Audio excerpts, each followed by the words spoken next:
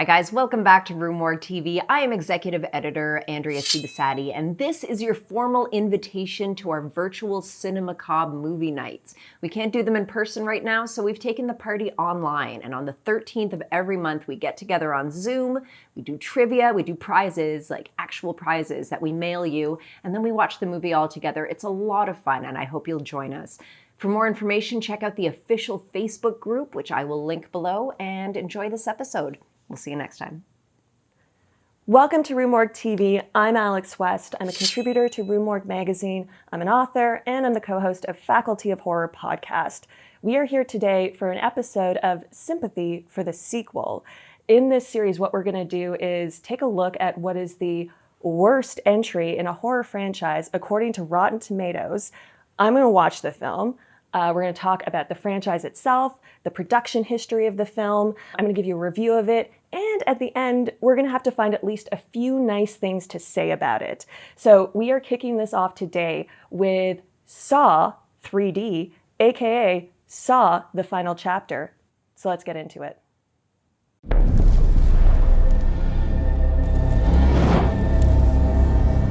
SAW the Final Chapter has a current Rotten Tomatoes score of 10%.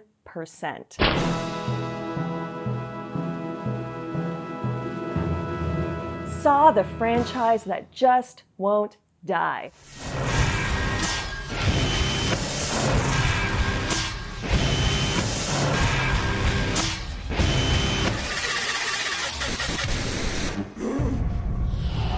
Hello, David. You don't know me, but I know you. I want to play a game. The story of SAW really kicks off in the early 2000s. James Wan and Leigh Whannell made a short film as kind of a test. The next year, they made their feature film, SAW. SAW premiered at the Sundance Film Festival in 2004, and that October, the world saw SAW. Hello, Adam. Dr. Gordon.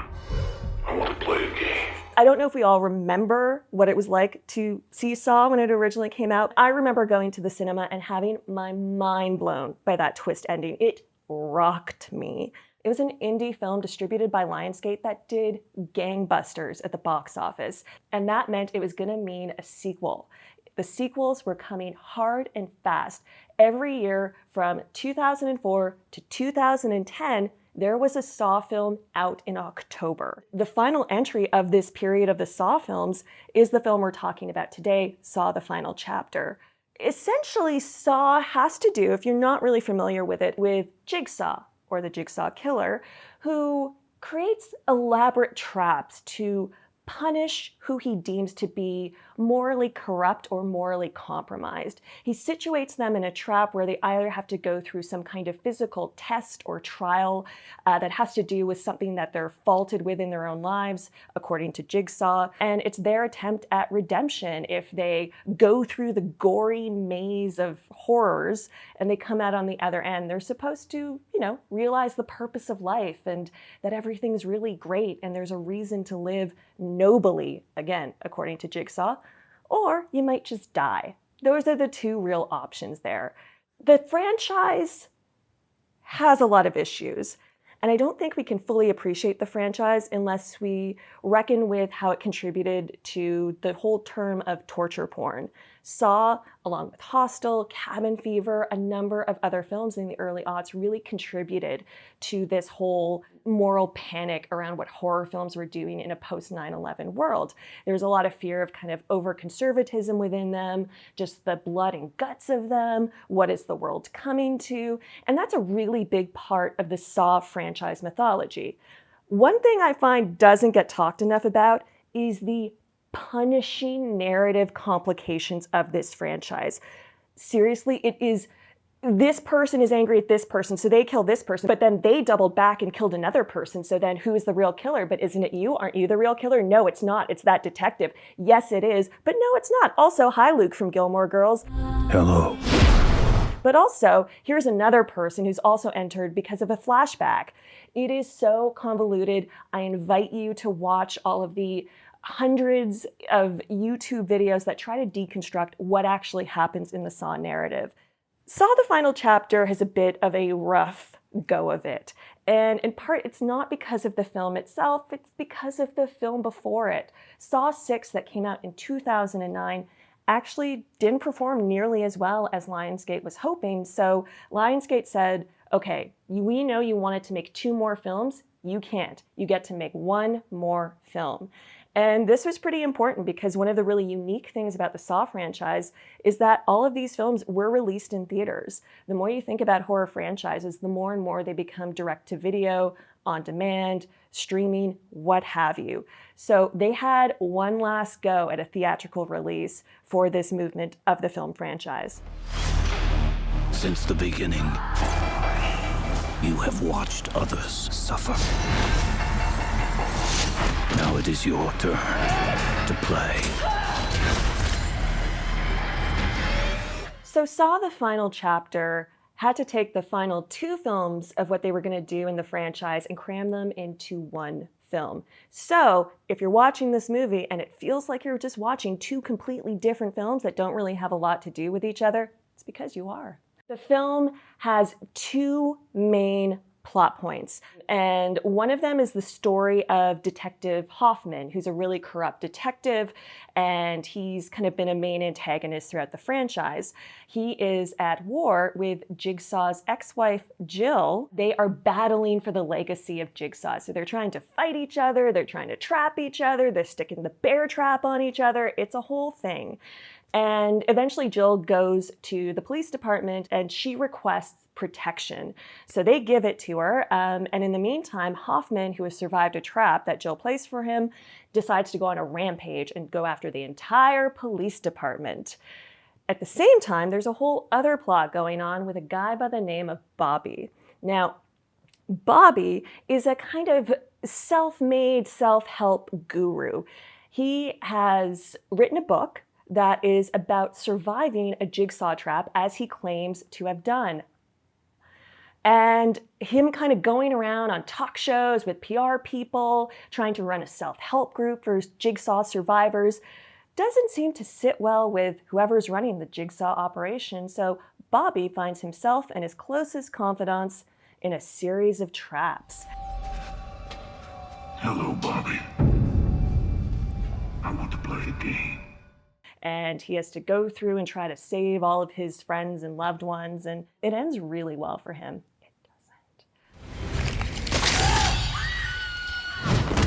doesn't. So these 2 films are kind of at odds with each other because they are within the same film. Then on top of that, you also have a big set piece right off the top of the film where Jigsaw has somehow set a big trap in downtown Toronto. There's another whole set piece involving Chester Bennington, the lead singer of Linkin Park, R.I.P., as a white skinhead who is in another trap and has to try to free himself, and it's a whole thing. And then on top of that, you also have Carrie Elwes returning to the franchise as Dr. Lawrence Gordon, the supposed survivor of the first film. And you have all of these things going on, and it just feels like so much. It just truly feels like too much going on in one film. It also really speaks to some of the silliness inherent within the franchise. I'll put it to you like this. Saw the Final Chapter kind of feels like what I imagined adulthood like when I was 8. Everyone's wearing really ill-fitting business suits. They're all running around talking in either really hushed tones or yelling at each other. There's no joy. Everyone's just working all the time, and if they're not working, they're building traps to trap someone else. And it just feels like the Saw industrial complex has really just lost its way. They don't know what they're doing. It's all infighting, and what is the purpose of it? When I say approximately 90% of the characters are wearing ill-fitting business suits, I mean that. Seriously, watch the film. So many bargain bin suits are in this film, and they're all dying in them, and God help me if I die in an ill-fitting suit. That will be the true waste of my life.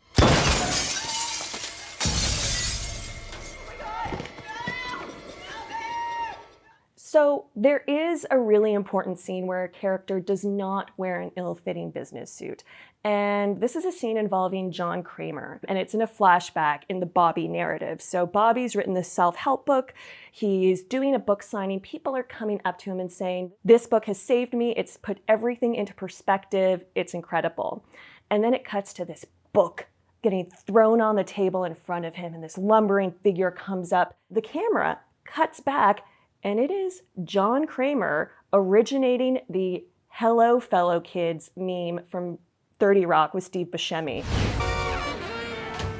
How do you do, fellow kids? What? He is wearing a backwards cap, a hoodie, and is kind of just getting up in Bobby's face about the book. And I literally have so many questions about this scene. So no one knows that John Kramer is Jigsaw. So is this a disguise, or is this what John Kramer wears to book signings? If it is a disguise, would it not make more sense for the cap to be pulled forward so it's covering his face and not pulled back? Thanks for the signature. Nice picture, but I don't need it. We've met. My point being, I had to watch this scene 3 times because I was laughing so hard. And if I have one great regret in my life, it is that I was not an intern on the set that day where I could have watched the costume designer and director go to Tobin Bell and just be like, you know what, we just think cat back, baggy thing. You're trying to be a kid. You're trying to fit in at this book signing where all the cool kids are. This is how it goes. And yeah, and Tobin Bell's like, no, I get it. I really feel this scene. Thank you. Has my agent gotten the check yet? It's just so stupidly perfect, and I love it. So that's generally Saw 3D, Saw the final chapter. It's a mess, but here's a few good things about it.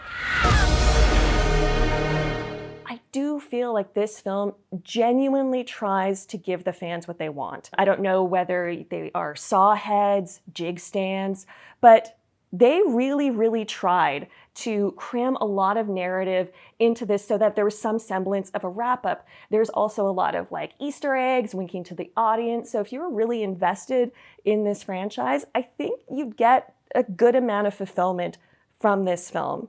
And if you're watching Saw VII in the theaters, what else do you really want?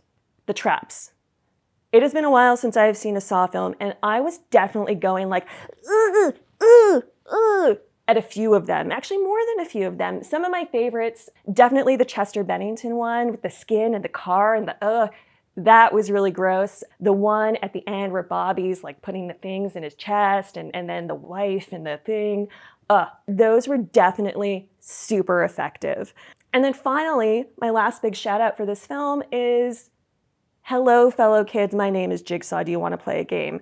That is going to live rent-free in my head for the rest of my life, and I am so, so grateful for that. So that's our take here today on Sympathy for the Sequel, on Saw, the final chapter. Hope you really enjoyed this video. Let us know what you think in the comments about this film, about the franchise, and there are so many horror franchises we could do this to. So let us know what's the next horror franchise we should tackle, and we'll get to it. We'll see you in the sequel. Let the game begin.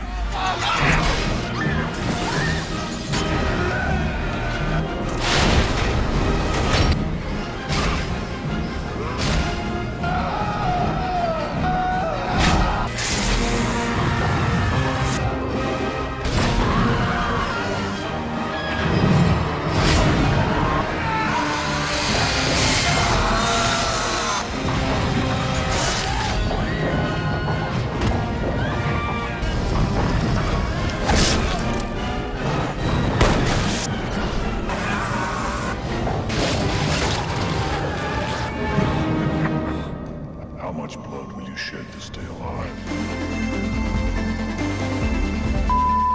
All I want to talk about is that scene from... He's so... Hello, fellow kids, would you like to play a game? It is, I lost my mind. Oh my God.